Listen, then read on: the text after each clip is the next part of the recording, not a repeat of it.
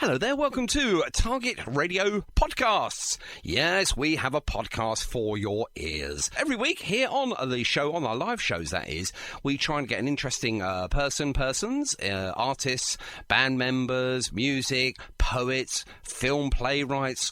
We even get, we'll try and get everyone. We'll try and get everyone that's interested in our genre of music that we portray here on Target Radio.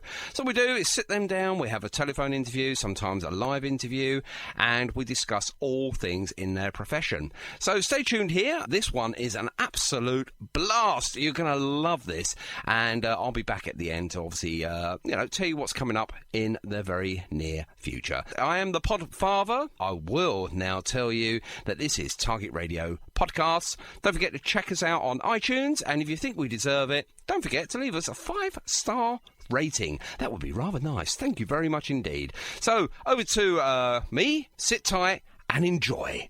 This is Target Radio.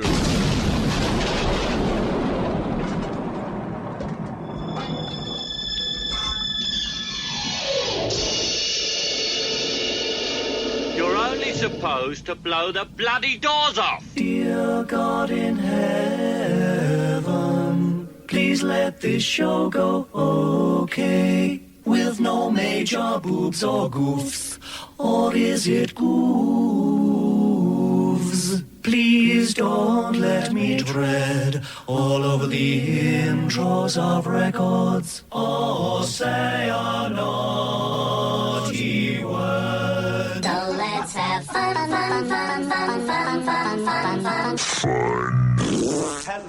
Hello, and welcome to the show. Hello,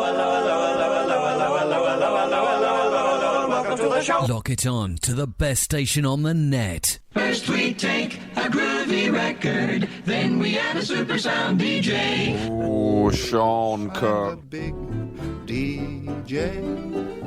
The big DJ. When do I get my badge?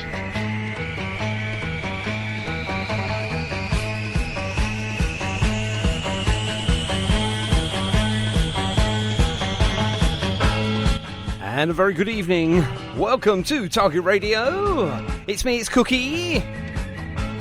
And for the next couple of hours, we're going to be playing some fine tunes. I'm going to be talking to a fine musician as well, one Mr. Luke Smith. Looking forward to our chat. That's around about 7:30 this evening. So nice to have your company here on a Sunday evening.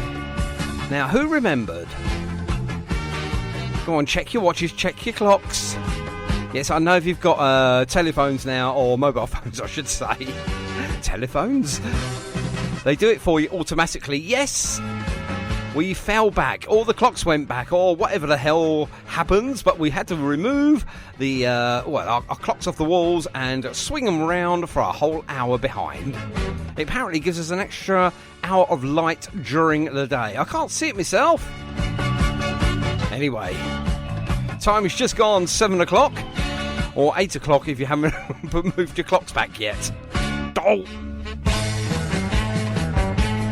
Anyway, nice to have your company. Oh, and it's dark. I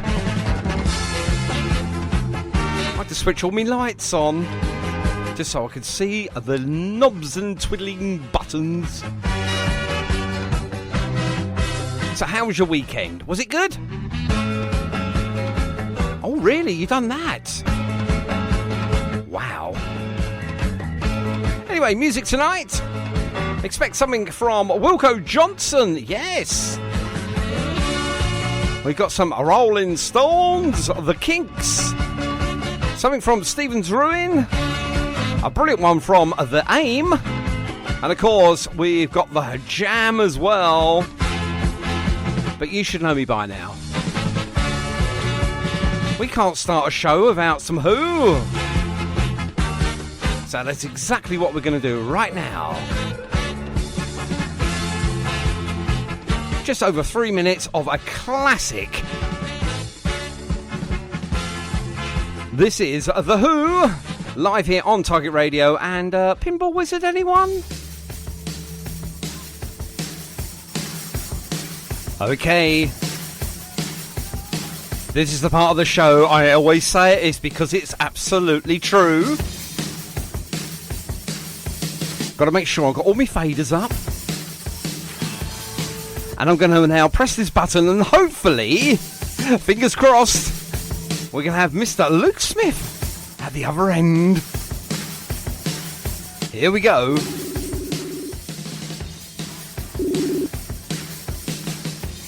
Evening, Cookie. Hey, there he is. Hello, Luke. How are you? All the better for hearing your dulcet tones. How are you? Oh, you say all the wonderful things, you know. You really do. Oh, I strive to please. Yeah. How are you, my friend? How is things? Yeah, pretty good, pretty good. Nice, relaxed Sunday, you know. Got some good tunes in my ears. I've been sitting here playing along to them. I know you've been. We've obviously been, using Facebook. There are other messages out there. We've been using Facebook Messenger just to, make sure you were there and everything was fine. And everything. You said you've been playing along with it. What with the acoustic guitar or something? No, I've just my unplugged bass. I've just got my bass. So I'm just sitting here with it unplugged, and I was playing along to Yellowstone, so. Well, I mean, I thought I'd better play something from there as well, so a blaster from the past, as they say. Yeah, no, I like that song by The Aim as well. Well, it was really good. Yeah, it's a great song actually, and they're a good group. I've seen them play a couple of times now, and they really do get the audience going. I know you do as well. Obviously we'll talk about that in a little while. But live music. Come on, you had to bring this up right away, didn't you, Luke? Oh, don't. It's honestly not. I mean, obviously with the covers band thing as well, because I've got I had Citizen Smith, but that sort of broke up on New Year's Eve. Oh dear. But that was like after 9 years together, so we were doing really well with the covers thing. But I've got a new covers band together, the Fates, and we were just rehearsing that to the point of getting our first gig in May, and then of course COVID struck, and so I'm about 300, 400 quid a month down because I'm not gigging. No, indeed. Well, apparently, according to one of the government ministers, we've all got to retrain or something and be plasterers, decorators, or bricklayers or something. I'm going to retrain as a Tory MP. Yeah, I tell you what. Yeah, why not? And give yourself a £3,000 a year pay rise right away, and that'd be great. That's right. 80 grand a year and nothing to do. That's all right with me. Well, yeah. Well, they do work a bit, don't they? I mean, we won't get onto politics then. I'm sitting on the fence on that one. I'm sitting on there so much, honestly, I've got a crease in between where anyway, we won't go there. Right, anyway. So, obviously, COVID hit and, obviously it's affected everyone I've spoken to, obviously with bands and, artists alike. And so what are you doing, obviously with music so far then, Luke? Well, I mean, since COVID struck, really, there hasn't been a great deal happening on the covers band side. As you know, I've gone into the studio and done a few songs. Yes. Just as just to kind of keep my hand in more than anything else, I suppose. Yeah. And we actually last Thursday we managed to get our first rehearsal in for 7 months. Wow. Which was nice. So we were all kind of wondering whether we could still bloody play. Blow the cobwebs off the guitars. Exactly, that's right. Yeah. Oh, it must be awful though, because obviously, I've been talking to lots and lots of sort of groups, bands, artists and stuff, and they're obviously improvising now. Using sort of video conferencing to do like rehearsals where they can't meet up, etc. And they're turning out some really, really good music alike. And if they're bringing it up, everyone's sort of raising their game to obviously try and do something different, something better, and they're doing things like this. Just imagine when this world goes back to some sort of normality. You think about what they're going to do next. Well, not only from the band point of view, I was thinking about it the other day. I mean, if you think, right, people are absolutely craving live music. Yes, they are now. Yeah.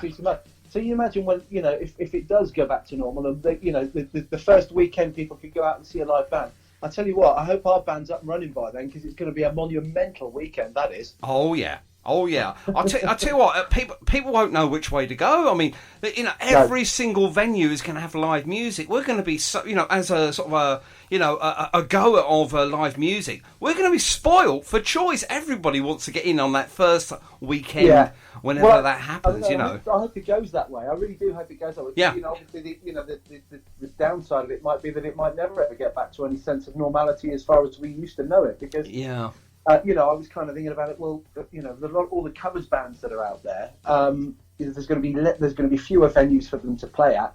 If we still have to social distance to any degree, then there's going to be less money on offer for the covers bands to be able to go into those places and play. So, a lot of covers bands are going to fold because they're not going to be able to make the money that, enough money for them to actually, pay for their stuff and because it costs money to be in a band. You've got to pay for rehearsal space. You've got, just the time out, strings, instruments, repairs to your equipment, PAs. It all costs money, And if you can't go into a pub and earn some money to kind of recompense yourself and your bandmates for what you have to, for the outlay, then it's not worth a lot of people's time. So I'm just hoping it really does get back to the way that it used to be at some stage. Absolutely, And people at real, genuine grassroots level can start to flourish again. Indeed, no, I couldn't have put it better myself, really, to be honest with you. I mean, it is literally, all musicians I speak to, they do it because they love doing what they do, first and foremost. I mean, obviously, bring it down to reality. Yes, we've all got to put, food on our plate. We've got to put a roof over our heads. And for some people who are part-time musicians and obviously hold down a full-time job, it's slightly easy. I mean, obviously, then it's their hobby. It's been taken away from them at the moment, obviously for safety measures and things. But for musicians like yourself that are a musician, first and foremost, it must be absolutely horrendous for you as a person. Yeah, I mean, it is, and it's, I mean, all of the just to sort of set the record straight a bit. Yes, I do the music thing, but it's not my main source of income. No. I've got a cleaning company, so that's what I do for a job. Yeah, so to speak. But obviously with the covers band, the Fates, and also Yellowstone as well, which Yellowstone hasn't been a gigging entity for a few years now. It's just me. Yeah. But obviously, with the covers band, that's a money earner. So, and I don't want to harp on about the money side of things because that's really not what it's all about. As you quite rightly said, nobody gets into music just because they want to earn some money out of it. They get into music as a passion. It's something that they do as a labour of love. Yeah, of course, absolutely. Yeah, I mean, I don't know any very well, apart from obviously the well-known sort of artists that I'm not going to mention them, obviously, but the ones we know and love, and we bought their albums back in the day. I don't know any musicians today that are rich beyond their wildest dreams and driving around in brand new cars and having the most finest suits. You've still got great cars and you've still got fine suits, don't get me wrong, but you've got no money in your wallets. That's the thing. The thing with music these days is, and for the last 20 odd years or so, is that people don't have to buy it anymore. They can just stream it or download it or whatever they want to do, and it costs them nothing and it's instant. So the only way really that people can genuinely make money these days out of being a musician, and I'm talking here on a sort of a big band scale, yes, is from playing live from big concerts. Yes, totally agree. The amount of money that generates, because if you're, I don't know, I'm just going to pull somebody out of the air. If you're U2. Not a band that are very close to my heart, but they're obviously a globally recognised band. The only way that they make money these days is by playing live, and nobody's playing live. No. So it's tough on people at the top, and not only that, it's not just the musicians themselves, but the people that really suffer and really struggle are the people behind the scenes. Oh yeah. There's a good friend of mine, Brian, who I've known for many years, and he works for a company which does all of the they build all of the stages and all of the rigging and stuff like that for big concerts and festivals and all that sort of thing. Yeah. And of course, he's just one of thousands and thousands of people that haven't worked since probably the end of last year, because obviously the concert and festival season finishes in sort of September, October time, and then of course before it even started this year, the COVID thing struck. None of them have worked. They're the guys that are really struggling, because of course Bono can fall back on his millions, but poor old Brian can't. That's right, yeah. And I mean, at the end of the day, they're the people that obviously put these marvellous gigs together. The lighting controllers, the sound controllers, sound engineers, stage hands, all the backstage, even down to, the person that holds the gaffer tape. I mean, he's known as the gaffer. Not the boss, but the gaffer, as in that holds down the gaffer tape, put the wires down. So, people like, the Rolling Stones are not going to trip over their wires and stuff like that. They are all out of work at the moment, and they can't work work for obvious reasons. So That's right. yeah, no, I totally agree with you. You know, so it just has that ramifications that you think, okay, we'll just use again like U2 as an idea. They're not on the stage because obviously they're not allowed to. But it's so many more people behind that stage, that cannot do what they do for a living, and they've got nothing else to fall back on. A lot of them haven't. Yeah, it's that whole sort of iceberg drawing. You know, what you can see above the water is just the tip of the iceberg. Isn't Absolutely, it? You know, yeah. Everything else underneath it. Yeah. Yeah, I mean, so yeah, I mean, totally right. It's a tough time for a lot of people. Absolutely. I mean, obviously, we all want it to go. We want COVID to go and do one and all of this, but realistically, like you say, I mean, we could be looking at another 6 months before we start to sort of like see, a light at the end of the tunnel, I suppose, looking at it, that's, in that way. Yeah, well, that's it. Your guess is as good as mine. Exactly, who knows? We just don't know. I mean, everybody's booking holidays and they're buying gig tickets and stuff. I'm off to, Elaine and I are off to see Secret Affair again for what would have been the Behind Closed Doors tour, which was supposed to go ahead this year. But we've booked our tickets for next May to go and see that, and we're just hoping that it happens. Fingers crossed again, yeah. Fingers crossed. Yeah, I hope so, because that was my favourite album from back in the day. Wow. Yeah, love the Secret Affair. Love that album. Well, I wanted to go and see The Truth this year down in Brighton, but obviously that didn't happen either. So, I love The Truth. It's one of my favourite sorts of, since the Jam went, The Truth sort of bounced in there. And I loved them. I absolutely loved them, everything they'd done. And I believe you and me, I've never seen them play live. And I thought, right, definitely going to sort that one out. Yeah. And, COVID hit and that sorted that out. The irony, isn't there, with all of this that's going on, confusion hits us every time.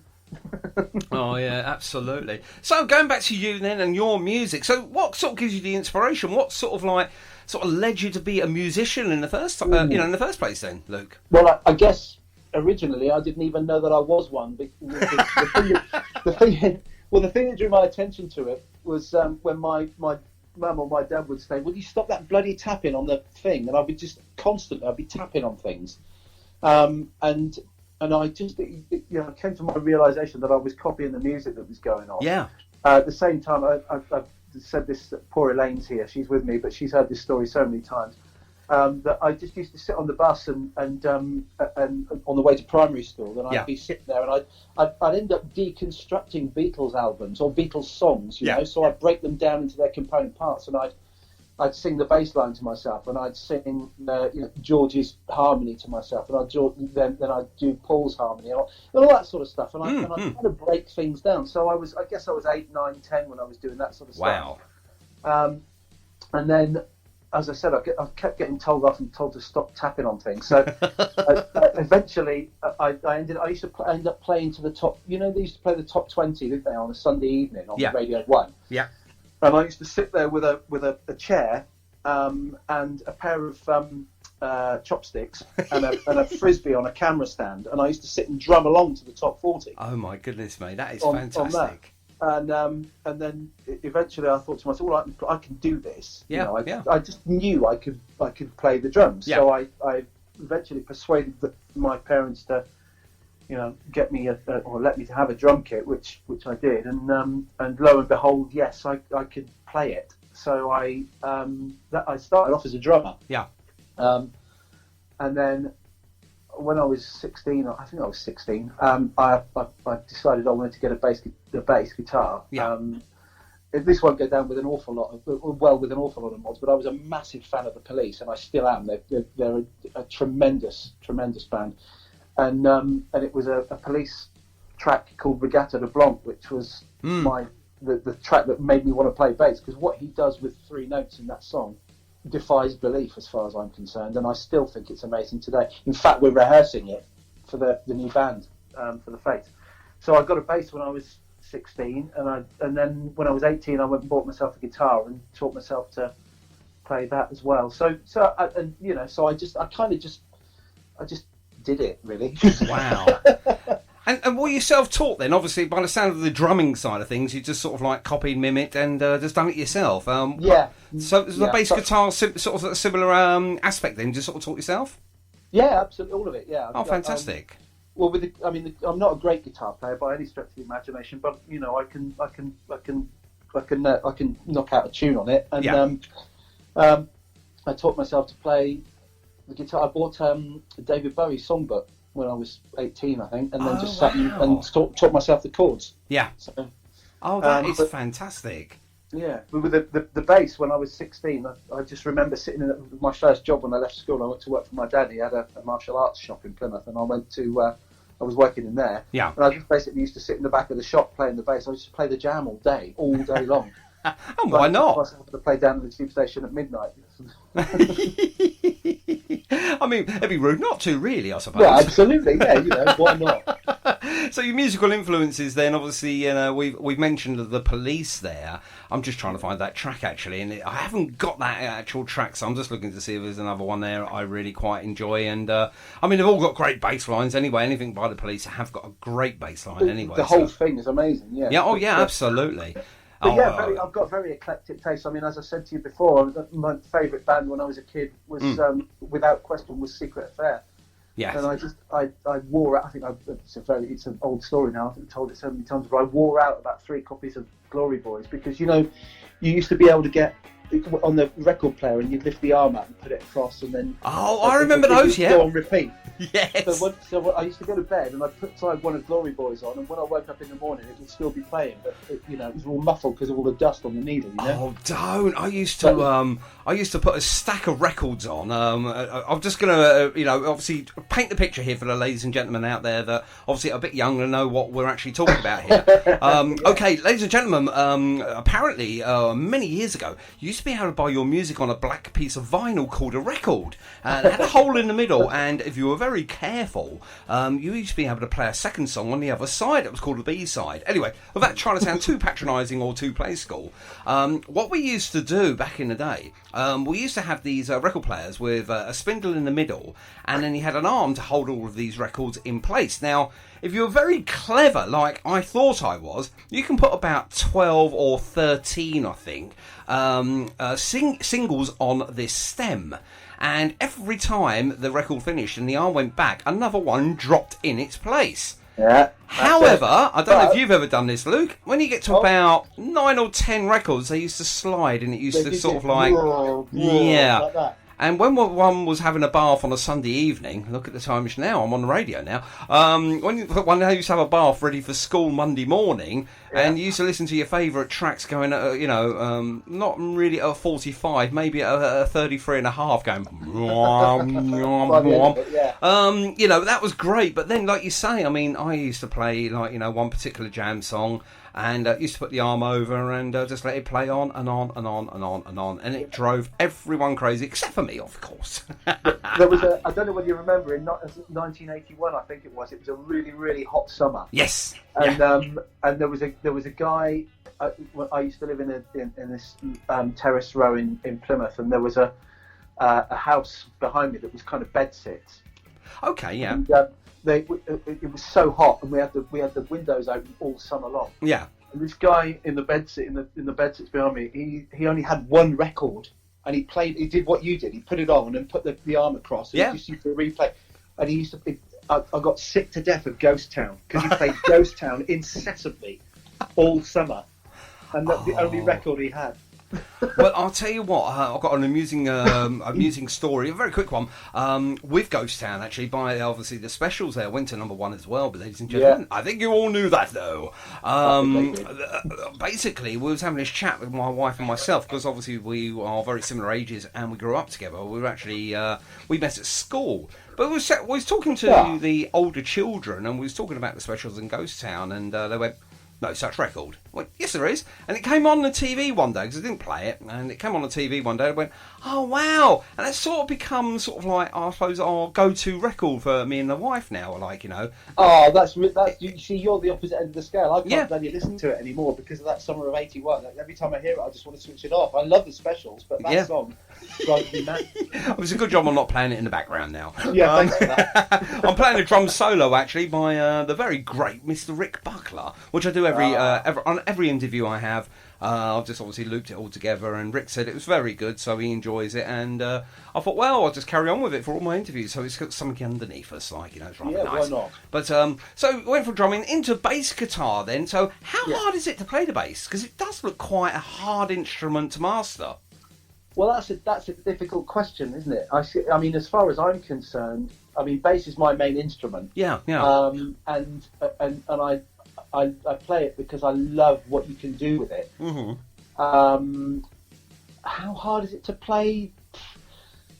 Depends how much you play it and how adept you are. Yeah. I don't find it all that difficult. I'm no Pino Palladino or anything like that, but I can play the bass all right, and a lot of people sort of say, wow, how do you play and sing at the same time? Because they find that very difficult. Yes, that was going to be my next question, actually, Luke, because obviously you've got to keep time, haven't you? It's one of those things where a lot, the people say there's a particular synapse, you've either got it or you haven't. And I don't find it an issue. I've never had a problem with singing and playing bass, but a lot of people seem to. Yeah. So I don't know. A lot of people, they used to say, "Oh, how much practicing do you do?" and things like that, and I used to kind of be a bit reticent to admit that often when Citizen Smith were at their best and the Yellowstone were playing as well, I would be gigging once or twice a week. I didn't used to pick it up between gigs. I'd just go out. But obviously with things the way they are, I take a lot more delight in playing it, and I've got a bass recently which is my, well, this is the one I'm keeping forever. It's amazing. So I'm just, I pick it up all the time. Yeah. Even as we speak.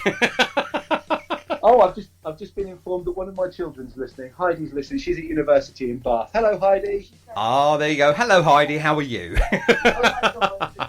Oh, I'm on the radio.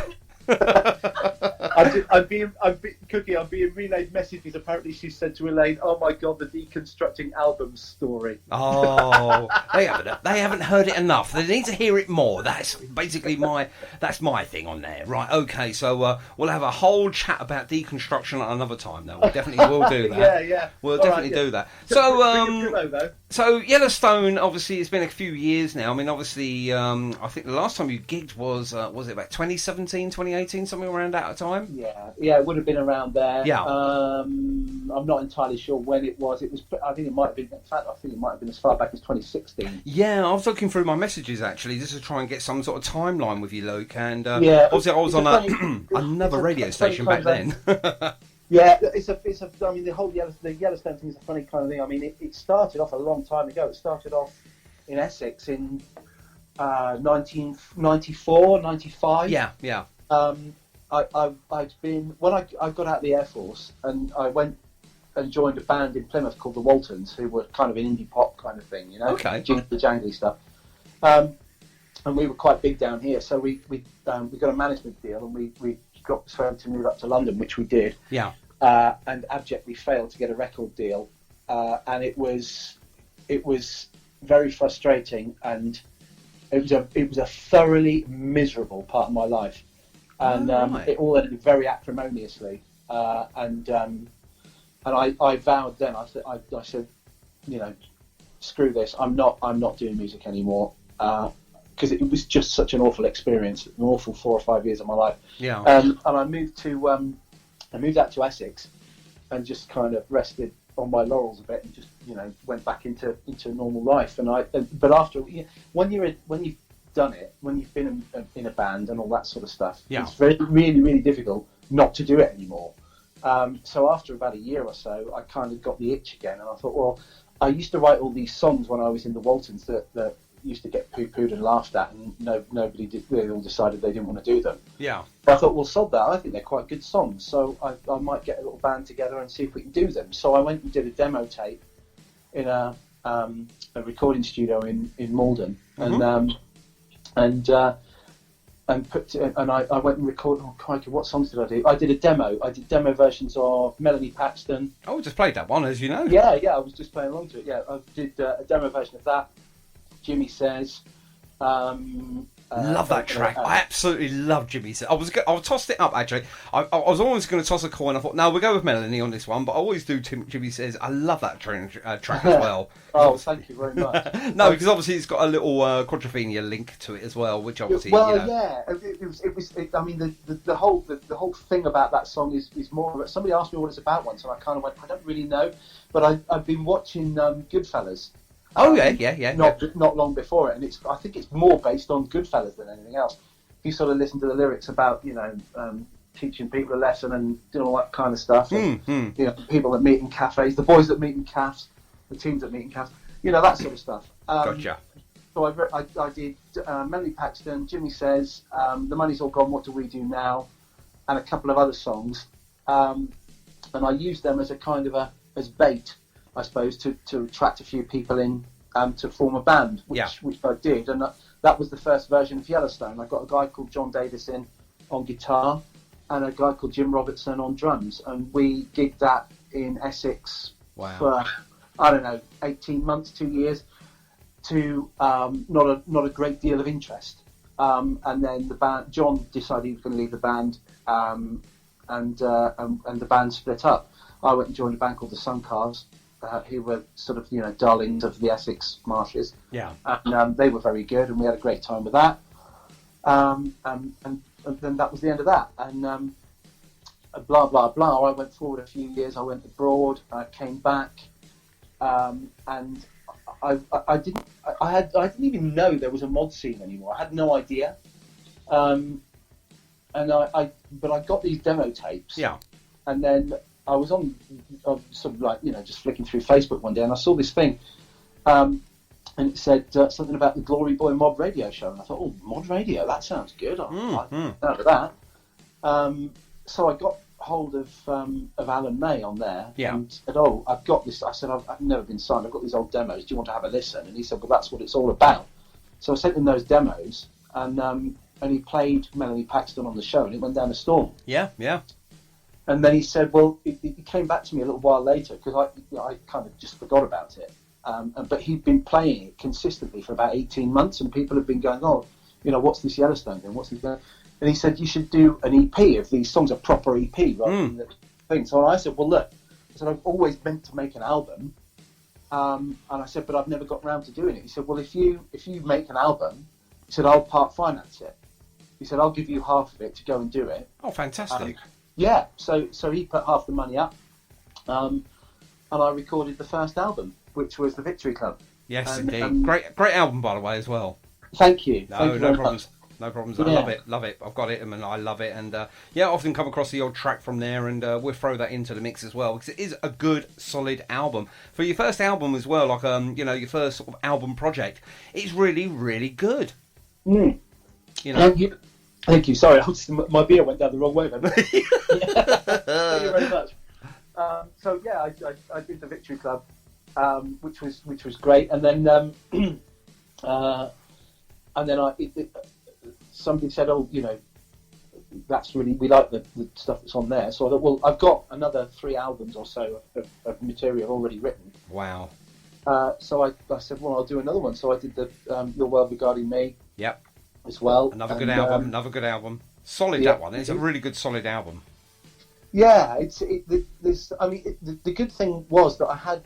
I sound like I'm really, sort of bigging myself up and bragging a bit, but I'm not. I had a lot of material that I wrote when I was in the Waltons that just got passed by. They never even considered that it was good enough to play. Yeah.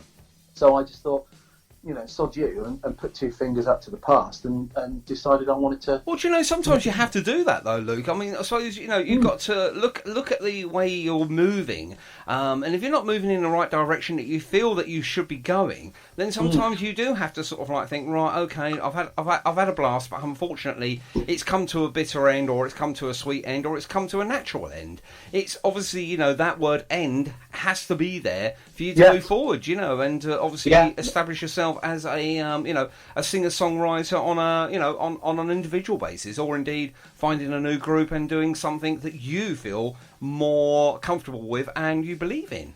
Yeah, well, that's it. You know, I mean, I always believed in it, and when I was with the Waltons, nobody else did, and it was only it took leaving the Waltons to behind to be able to do that, which was great. So when I did the albums, and it was as well received as it was, I thought, well, I'll get another version of Yellowstone together and go out and gig it. And curiously enough, John Davis, who was the original guitarist up in Essex, had moved down to Cornwall, where I was living at the time. And I said, we were doing a jam tribute at the time. Oh, right. And I said, the modern jam. It was quite good. But I said, John, do you want to do the Yellowstone thing again? And he went, yeah. So we got another version of Yellowstone together, and we gigged that a little while with one or two sort of changes in lineup here and there. But we supported From the Jam, and we supported French Boutique, and we supported Secret Affair, which was one off my bucket list because, as you know, they were my favourite band when I was a kid. What was it like for you to meet them, though? I mean, in the flesh for the first time, then. I was trembling in my boots. I bet you were. It was brilliant. I was so starstruck because the thing is as well with that gig, there was you'll know there's another band from Plymouth called the Dastardelys. Yes, I know them very well. And Tony Squants from the Dastardelys and I got our heads together because the thing with the Southwest is that historically we've always been kind of forgotten. People think the Southwest ends at Bristol, and they kind of forget about the rest of it. So when we were kids, we were kind of starved of good live bands down here on the mod scene. I remember on one occasion, Long Tall Shorty were coming down to play. Yeah. And the whole of Plymouth went berserk because there was a mod band coming down to play in Plymouth. Woohoo! And they never showed up. Oh. So we were kind of starved of it a little bit. We did have Secret Affair come down here, and they played in 1981, and I went to see them then. And that was a great gig, etc. But Tony and I got our heads together, and we both felt the same. We don't get the bands down here that really we ought to, because Plymouth's a big enough city. So we said, well, we'll promote it. We'll hire Secret Affair, and we'll promote the gig. Fantastic. So that's what we did. So obviously the caveat for that was that both our bands ended up supporting them, which was great fun. So we ended up doing that, and we sold the tickets, got the venue, hired Secret Affair, got them in. So of course it was Tony and I that were there to meet them when they stepped off the bus and all that sort of stuff. And we were both sort of like, hi Dave, hi Ian. Oh, love it, absolutely love it. It was a great gig. We filled the venue, which was lovely. Yeah. But the downside of it was, of course, that being the organizer and the promoter, and also in the support band, and Tony will probably tell you the same thing as well if you get the chance to speak to him. But we didn't really get to see much of the gig because we were too busy going around making sure everything was happening right. Of course, yeah. So we're going back to what obviously working behind the scenes and in front and doing this, that, and the other, and running around really just making sure everyone was happy and everyone was in line and doing everything they should be doing. Yeah, that's right. Oh, there you go. Doing a bit of that, but it was great to be able to do it. To say, wow, not only have I met Secret Affair, which is like I said, one of the things off my bucket list, but I've also supported them, which was wonderful. Fantastic. We're playing them underneath you right now as we speak. Incidentally, as well, on the subject of meeting people that you think wow about. When I lived abroad, I lived in Australia for a couple of years. And I did a Beatles tribute show. I founded a Beatles tribute show out there. Yeah. Called the Beatlegs, who are still going strong now. They play big venues now. Yes, they do. Yeah. When we started, we were playing in the taverns and the pubs out there. Yeah. And our original George Harrison. Yeah. Who was a lovely guy and one of the best guitar players, still one of the best guitar players I've ever played with. Yeah. He had an accident at work and chopped the end of one of his fingers off, so he was out of action. Oh my goodness me! So we needed a new George Harrison. Yeah. And Sean Croker, who was the John Lennon guy in the band, he said to me one day, I've got this guy coming on Wednesday to rehearsals. He said he's great. He said he's a Brit. And he's going to be the new George Harrison. I said, oh great, sounds good. So I turned up and there's this bloke there. He's got a Fred Perry and a boating blazer on, and I'm thinking to myself, this is Australia, and I'm thinking, you've got a boating blazer and a Fred Perry. I said, you look familiar. I'm sure I know you from somewhere. I'm sure. And he said, I'm from the UK. I said, well, so am I. And I said, what have you done before? He said, I used to be in this band. He said, you said, you know the mod thing? I said, well, yeah, I'm an old mod myself. He said, well, you'll know my band. He said, I was in a band called Squire. I went, oh. Right. With a guy called Steve Baker, who was one of the founder members of Squire. Yes, indeed. Yeah, absolutely. Yeah. Who sadly passed away a couple of years ago now. Yeah, unfortunately. But that was great because I was, I sort of walked in to do this rehearsal with this guy I'd never met. And it turned out it's somebody, whose records I used to. I was like, oh, blimey, I was a bit starstruck again. I'm in a band with Steve Baker, this is great. It is brilliant. I mean, Squire were a very good band. Unfortunately, with Squire, I mean, obviously I know one of the members myself, which is Enzo Espirito. Oh, I never get his name right, but Enzo. And obviously he's with the Special Guest Mod band now. And I said to him, obviously with Squire and everything, they were a very, very good band. And I know they're still together now, but in a sort of a different setup and different incarnation. I know we've got a couple of the original members still there. But when I said to him about Squire, he went, yeah, the only problem is, he said, bloody Paul Weller brought the Jam out at the same time. Yeah, that's right. Well, yeah, and they're best of friends, by the way. Well, yeah, because I mean, Steve used to. Steve, I sort of obviously knew him quite well, and he said he used to know Paul Weller from school. They were at school they all went to Woking High School. Yeah. Well, you got to pass on to Enzo. He's one of the reasons that I stuck with the bass, because I just thought he was so cool. I wanted to be Enzo Esposito. There we go. You got his name right. I got it wrong. Yeah, there you go. Do you know, I used to get so tongue-tied. I used to say, hey, Enzo. And that was it. I just stopped there because obviously, it's not an unusual name for an Italian. But when it's, when you're speaking to Enzo and you say, oh, Enzo from Squire now, the Special Guest Mod band, I don't think you need to use his surname. And that's what I done in the end because obviously, I just sort of tripped over it. Esposito. There we go. Got it. I'm sure he forgives you. Oh, he loves me. Oh, dearie me. But going back to yourself then. So bass, singing, and obviously all that stuff. What other instruments can you play, or do you play? Oh, I'm purely a three-piece kind of bloke. I play the drums. That was the first thing I played. That's now my second instrument. Bass is my first instrument, and I was a guitarist in the Waltons, but I was never a very good guitar player. Mm-hmm. So that's my third instrument, and that's it. I can't play anything else. That's enough. That's a band, isn't it? I mean, you could be a one-man band. You've got the three basics there, and the three basics that you need to have a three-piece band. You're there. That's it. So, when it comes to recording your own stuff and doing some solo projects and stuff like that, do you enlist help of sort of like session musicians, or do you do all of it yourself? No, I just do it because I know the thing is if you get other people, if you're in a band and you're out there gigging it and every week and all that sort of stuff. That's great because the other people in the band know what to do. Yeah. But if you're going in to do it and you're it's your songs and they've never been gigged, because a lot of these things are just literally straight out of my head onto a record. They've never been anywhere else.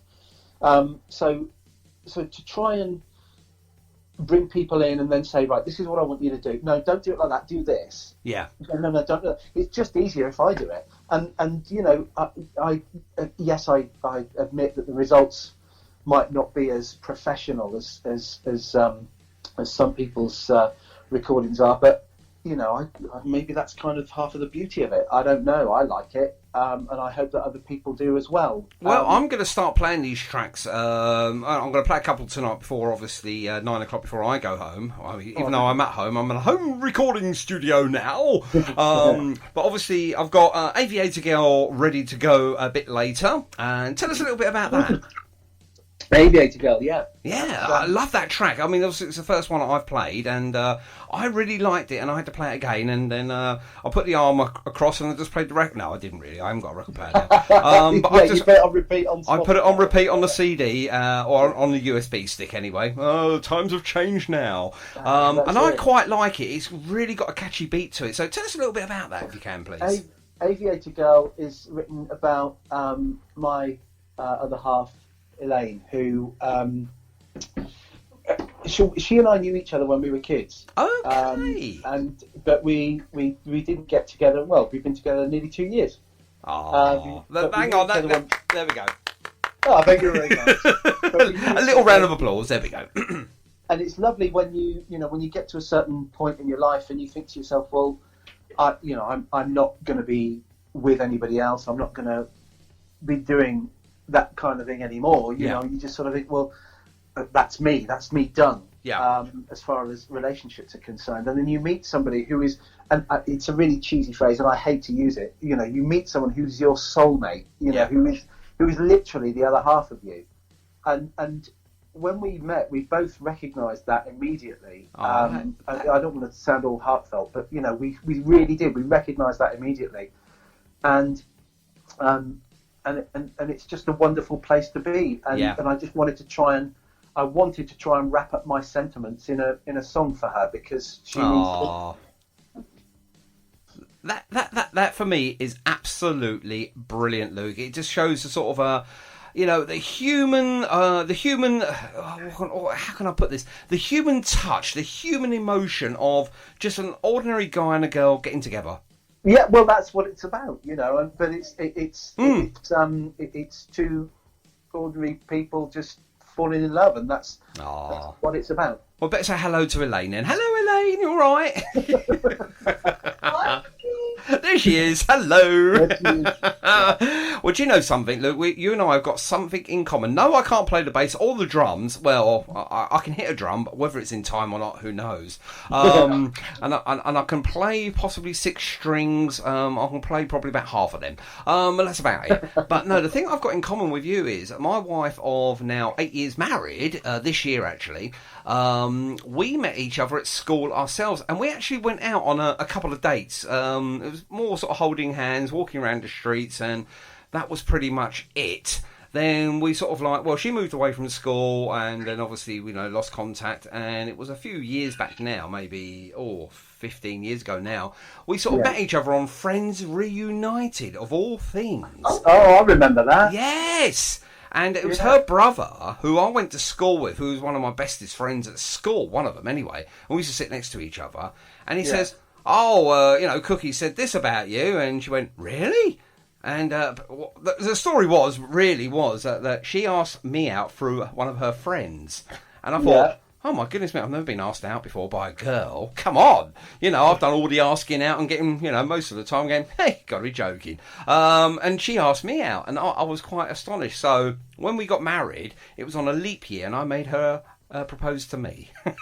Nice one. And she says now, no, I never did. I've got it on video, so one day I will prove her wrong. But no, it's really nice. Yeah, and we're soulmates ourselves, so no, I've got that common connection as you have with Elaine, and unfortunately, I can't write a song. So if no one's listening, can you do us a favour and write me a song for my wife, please? Don't worry, no one's listening at the moment. They say, "Oh, can you write a song about this or write a song about that?" And you just think that's not how it works. No, it's not. No. I think you don't write them to what it's like. The Tin Pan Alley thing, where you get people like Neil Sedaka and Carole King, all sitting in little booths, paying, trying to write songs for $20 a go. Oh, yeah. It just doesn't work like that anymore. So how does it work for you then? Is it? I like to ask this question because for me it's really, really, a masterclass, because I think I tip my hat to anyone that can write music and indeed perform it. For me, I love music of all sorts of genres, styles, shapes and sizes.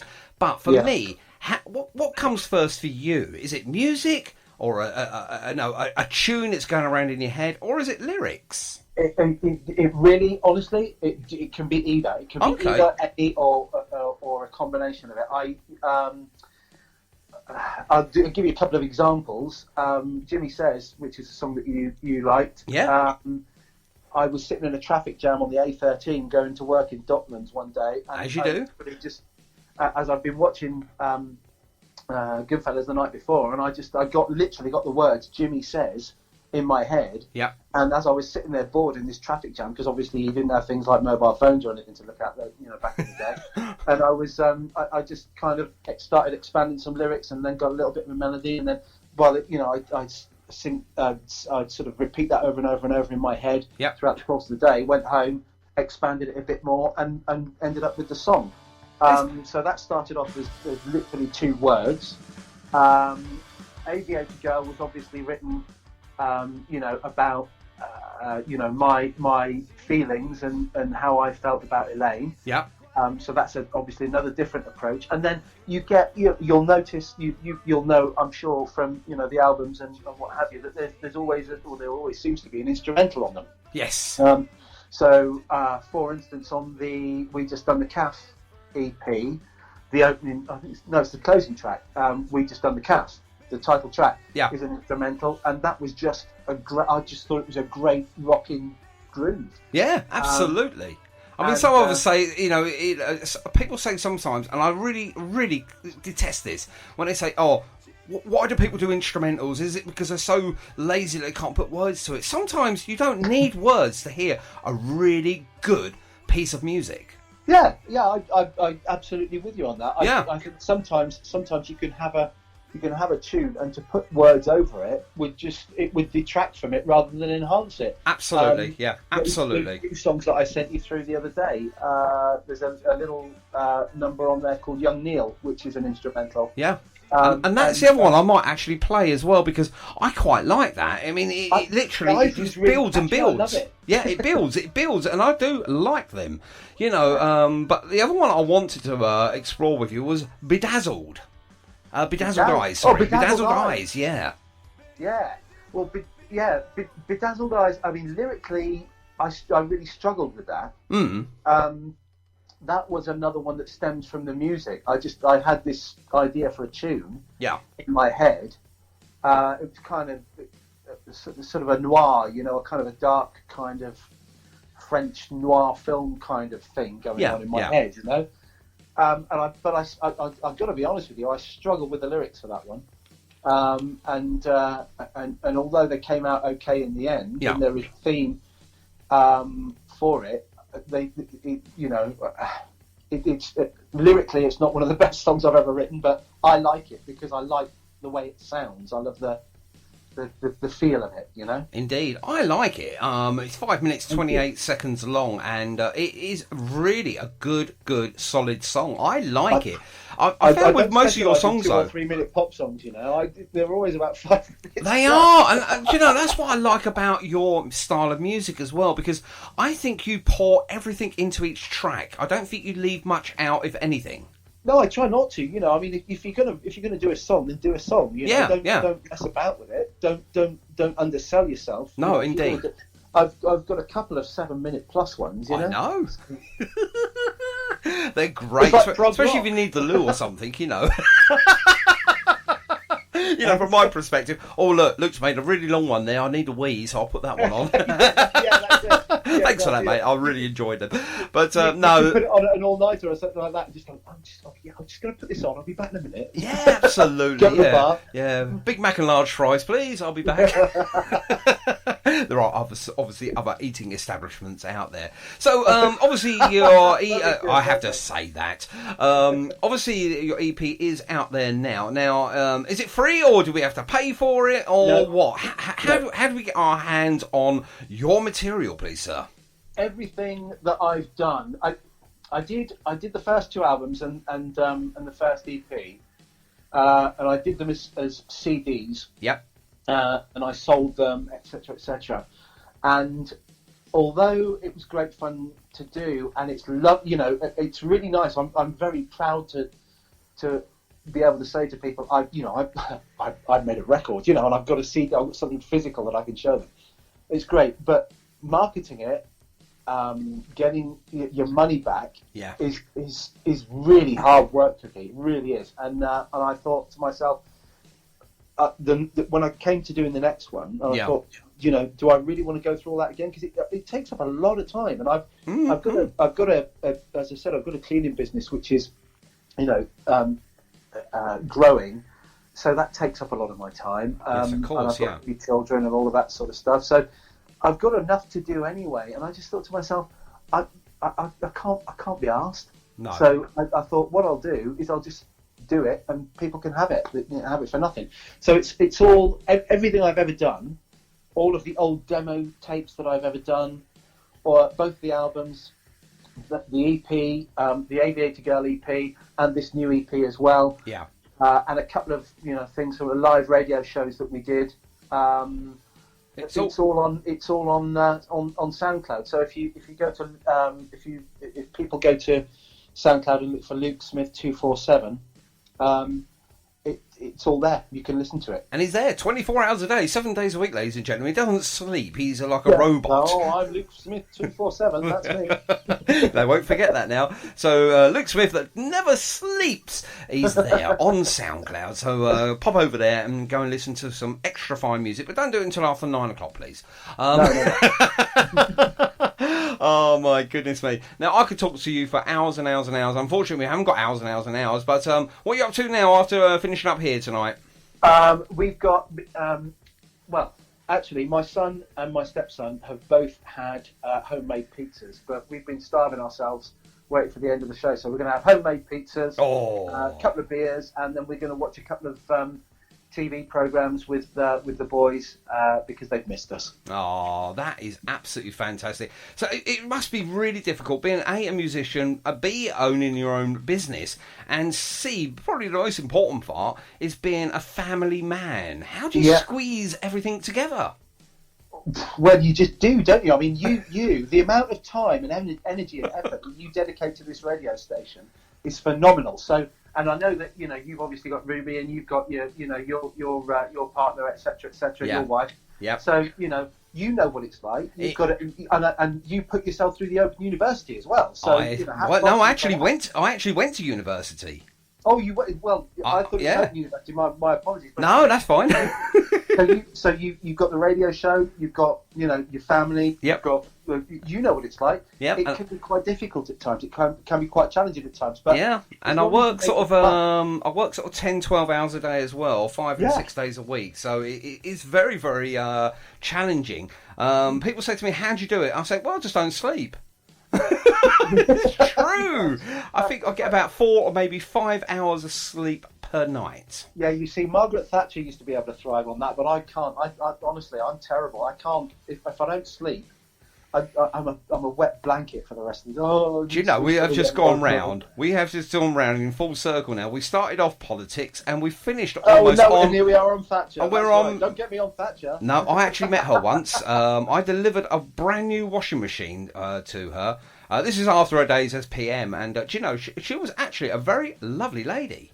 I think it's just after Dennis had died. But she was actually a really nice lady. She welcomed us in. We put a new washing machine in place for her. We asked her if she wanted to, to install it. She goes, "No, that's quite fine." She goes, "I have my men, my chaps will do that for me." And I went, "Okay, no problems at all." I said, "Lovely meeting you." And she went, "Yeah, likewise." She goes, "You take care and have a lovely day, won't you?" And I went, "Yes, I will." And off we went. It was a lovely, 5 minutes meeting Margaret Thatcher, and she's ever such a tiny lady. I mean, I'm not a huge guy. There wasn't much of her, was there? There was nothing of her, but what she done, I mean, obviously without the sort of the political side, I mean, this woman was, a very stern and strong person, regardless of whether she done good things, bad things, or indifferent things. She didn't muck about. And that's right. Regardless of what you think about her, she was a very strong personality, wasn't she? Absolutely. I'll tell you what, if coronavirus come to our shores, she would have kicked it out. Trust me. She would have made sure you guys gigged. On this topic, Cookie. Let's get out of that one now. So, do you know something? It's been wonderful talking to you. It's been a while since we had a chat and everything, and it's just a shame that we can't talk about any up and coming gigs at the moment. Apart from obviously, we can hope and pray that they will return in due course. And please, please, please, as soon as that does happen, let me know of all your gig dates, and we'll get you back on here. We can talk about them just before or even just after, and see how they went. Yeah, that would be great. I mean, as you know, as regards Yellowstone, it's not a gigging entity anymore. It is just me. But the Fates, my covers band, are rehearsing up to gig standard. Having the Fates is me, a guy called Al Shiner, who was the drummer in Citizen Smith with me. Yep. And a guy called Alan Duke as well, who's a great guitar player and a great singer as well. Fantastic. We are going to be, we do the sort of late 70s, early 80s new wave mod punk thing. We do that whole stuff with a few 60s things thrown in for good measure. We're rehearsing that up to gig standard. And as soon as that goes live, or that gets to the point where we're able to do it, we're hoping to do, just as a little tester, a